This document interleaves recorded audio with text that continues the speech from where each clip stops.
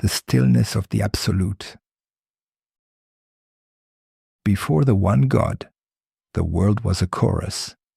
Each voice of nature had its own divinity, the river that nourished, the storm that destroyed, the hearth that warmed, and the dark unknown beyond the firelight. In this polyphonic cosmos, morality was not fixed. It was a living negotiation between forces, a dance between human needs and the whims of countless spirits and gods. No single voice claimed totality, and thus no single law could smother the rest. With the rise of monotheism, this balance was broken. The chorus fell silent, replaced by a solitary voice proclaiming itself eternal and exclusive. The God of monotheism is unlike the gods that came before. Those earlier deities were bound by time, place, and circumstance. They were flawed, mortal in their own way, as limited as the people who served them. But the monotheistic God is absolute, a being outside of time, beyond contingency, perfect and immutable. At first glance, such a God seems like the pinnacle of spiritual evolution, one source of truth, one origin for all things. Yet beneath this appearance lies a profound philosophical problem. A perfect, unchanging being ruling over an imperfect, ever-changing world creates an irreconcilable contradiction. If the divine will never alters, how can it respond to the shifting complexities of human life? If its law is fixed, how can it adapt to the chaos of history? This tension manifests as rigidity. Monotheistic morality becomes frozen, locked in the cultural assumptions of the era when it was first declared. What was once a law for desert tribes or pastoral societies is now treated as a timeless decree binding empires and modern nations. The sacred text cannot evolve because its author is defined as perfect. To change would be to admit imperfection, and thus divinity itself would be shattered. Consider the difference. In a polytheistic system, when society changes, new gods emerge. Old myths are reinterpreted, and rituals shift to meet new realities. Polytheism functions like a conversation. Each generation can add to the dialogue, negotiating with their deities and rebalancing the cosmos. But monotheism transforms this dialogue into a monologue. There is one voice, one truth, one path, and it speaks only in commands. Humanity's role is not to participate, but to obey. This obedience is not merely spiritual, it carries profound psychological and political consequences. If there is only one divine truth, then every dissenting voice becomes dangerous by definition. To question is to rebel, not just against an institution or ruler, but against reality itself. Dissent is no longer part of the cosmic dialogue. It is cast as sin, heresy, blasphemy. In this way, monotheism weaponizes metaphysics. Disagreement is not just wrong, it is unholy. The result is a morality divorced from life. It does not grow with experience or adapt to changing circumstances. It demands that the world conform to the law, rather than the law respond to the world. This is why monotheistic faiths struggle with every age of transformation. Whether it be the emancipation of slaves, the liberation of women, or the recognition of new identities. They cannot truly evolve. They can only reinterpret the same frozen text, again and again, hoping to make ancient words fit modern realities. The stillness of the absolute is not peace. It is stasis, like a body preserved in ice. It does not nurture, it suffocates. And so humanity lives in tension, caught between the fluidity of its own nature and the immovable weight of a divine order that does not bend. This tension produces conflict, holy wars, inquisitions, schisms, reformations. Each is an attempt to reconcile the living with the unchanging, a negotiation doomed to fail because the premise itself is flawed. In this sense, monotheism offers a promise it cannot fulfill. It claims to bring eternal harmony, yet it is built upon a denial of reality's dynamism. The world flows, empires rise and fall, cultures transform, but the one God remains fixed and thus increasingly alien, increasingly violent in its demand for conformity. Like a dam built across a river, it may hold for a time, but the pressure mounts. Eventually, the water breaks through, and when it does, the flood is catastrophic. The serpent in the garden was not merely offering knowledge, it was offering movement, the capacity to grow and adapt. The act of eating the fruit was not a fall into sin, but a step into history, into becoming. It was a rejection of stillness, of the illusion of a perfect, unchanging order.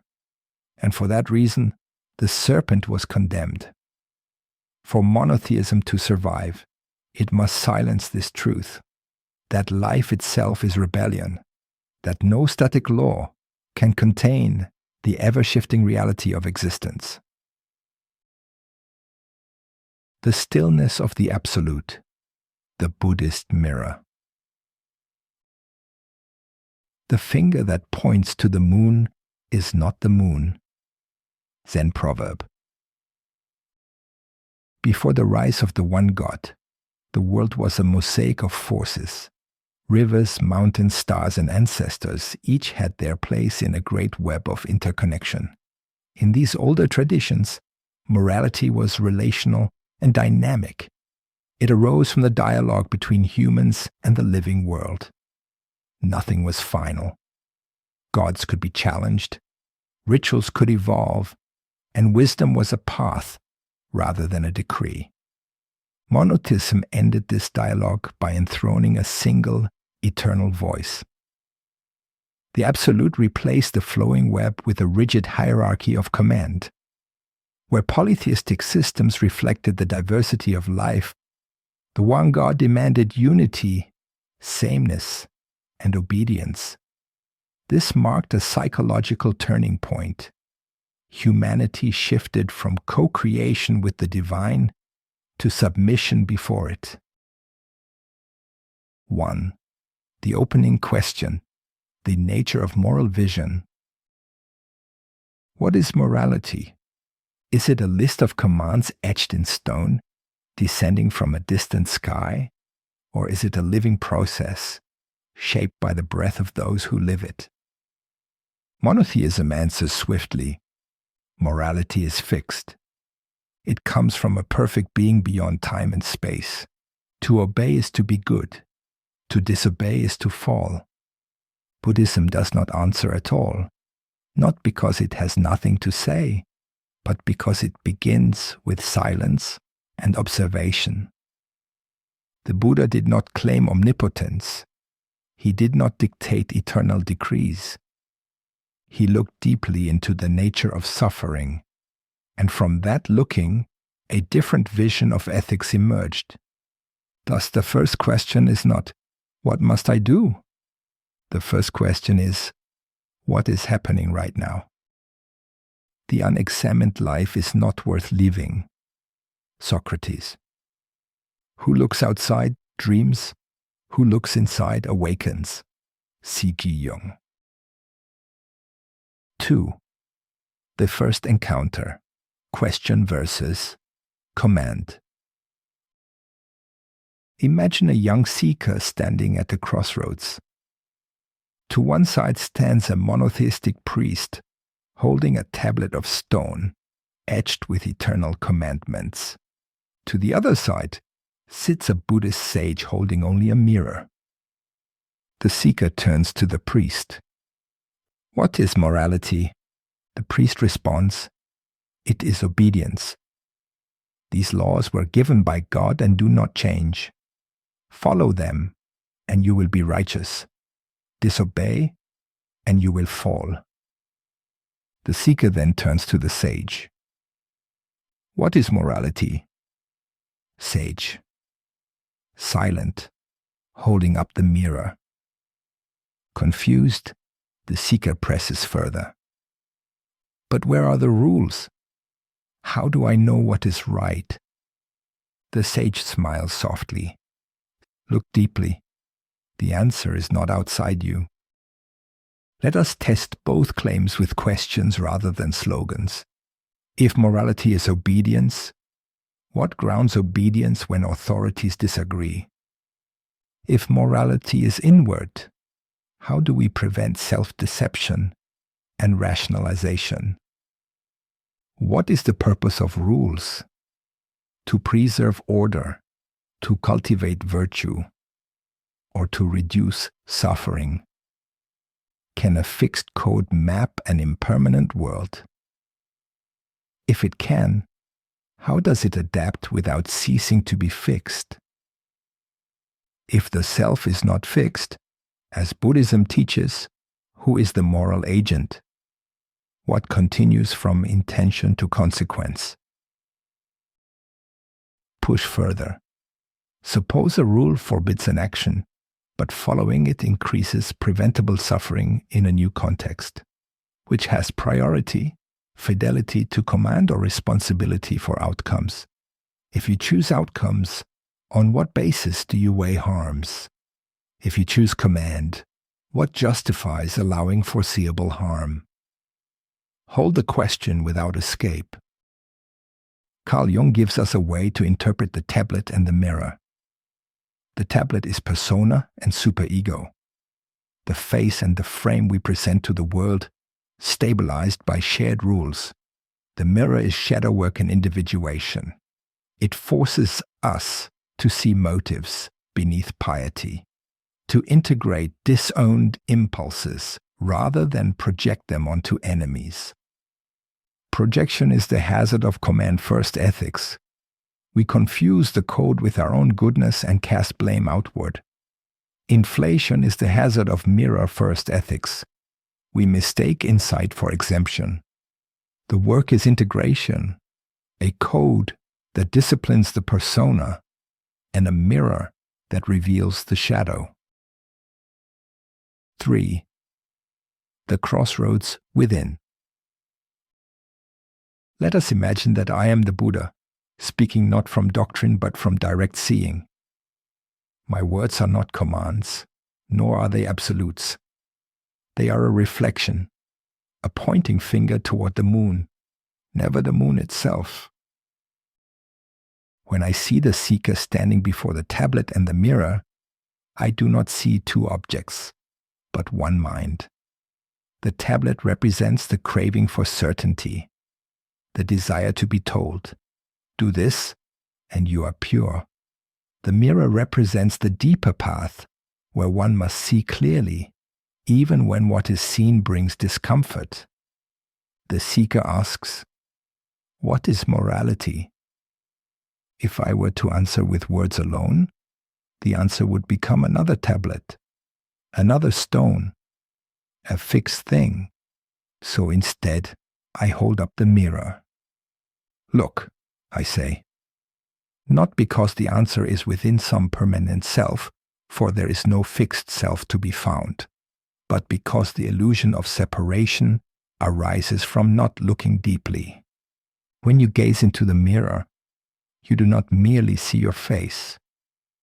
You see the flickering chain of causes and conditions, your upbringing, your culture, your fears, your desires. You see how each thought and action ripples outward, touching countless lives. The first truth of moral vision. There is no morality separate from suffering. Where there is clinging, there is harm.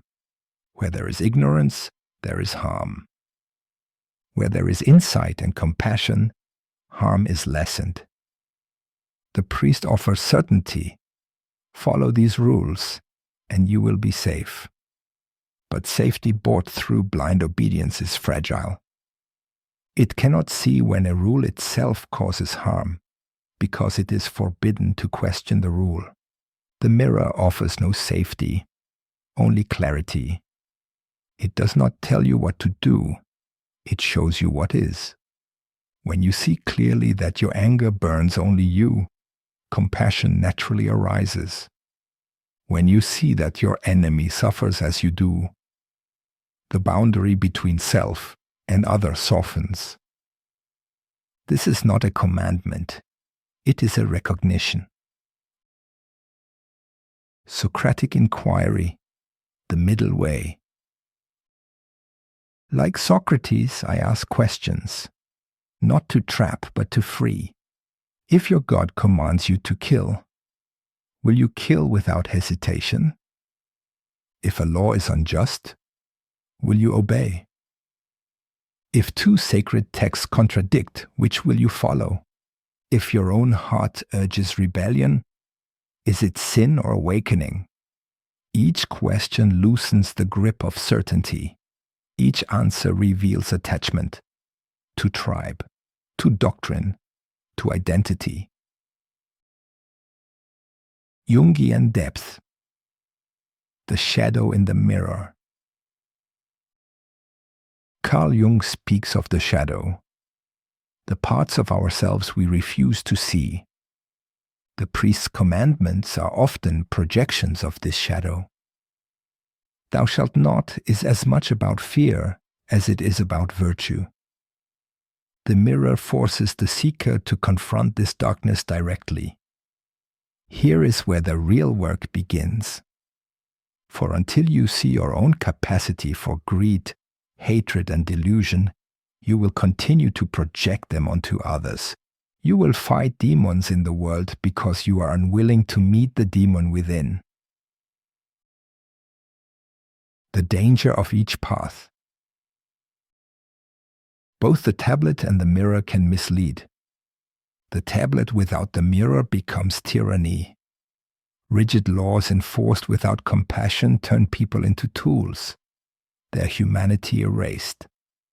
The mirror without the tablet becomes chaos. If insight is not balanced with discipline, it collapses into rationalization and self-deception. The middle way is this. Use the mirror to see clearly. Use the tablet as a temporary raft, a structure to guide the journey, but never mistake it for the shore. Closing reflection. When the seeker asks again, "What is morality?" I do not speak of heaven or hell. I do not promise reward or punishment. I simply point to the mirror and say, "See, understand, act with care." In this way, morality is not imposed from above, nor fabricated within. It emerges naturally when delusion fades, like a lotus rising from the mud. 4. Closing reflection, the shattering of certainty. The seeker gazes into the mirror and begins to tremble. At first they see only their own face, familiar and reassuring. But as they look deeper, the image begins to dissolve. The boundaries blur. What they thought was self unravels into countless interwoven causes. Parents, ancestors, language, hunger, fear, desire. 1,000 choices made before they were even born. The priest's tablet now seems heavy, almost alien, yet strangely comforting in its simplicity. The mirror, however, offers no comfort. It gives no rules, no absolutes. It reveals only the raw truth of impermanence. The seeker whispers, "If there is no fixed self, who is the one who chooses? If there is no eternal law, what anchors the good? If all is impermanent, what matters?" The sage does not answer. Instead, he gently tilts the mirror. In its reflection, the seeker sees not just their own face, but the faces of others, friend and enemy, lover and stranger, child and elder. Their suffering and their joy are intertwined, inseparable. And then comes the final realization: the mirror has never been empty. It was always the world looking back. The self was never just one being. It was the whole web of life, breathing and breaking together. The seeker closes their eyes and breathes. There is no commandment here, no final certainty, only a question that must be lived again and again. How will I act, knowing that every choice ripples across a world without edges? Thank you again. This is the voice of Kronos. I have watched countless seekers stand where you now stand, between the tablet and the mirror, between the hunger for certainty and the terror of freedom. Some chose the stone, clinging to its weight until it dragged them beneath the tides of history. Others chose the mirror, only to drown in their own reflection, mistaking chaos for clarity. Know this: neither the tablet nor the mirror is the final truth. They are tools, illusions, necessary fictions. The tablet gives form, the mirror gives depth. But you, traveler, must decide what you will become when both shatter in your hands. When you leave this place, the world will demand an answer. Who are you? Do not rush to respond. Breathe, watch, then act, knowing that every action ripples across a web of lives beyond your sight. The question will return. It always does. The mirror waits, the tablet waits, and I will be watching.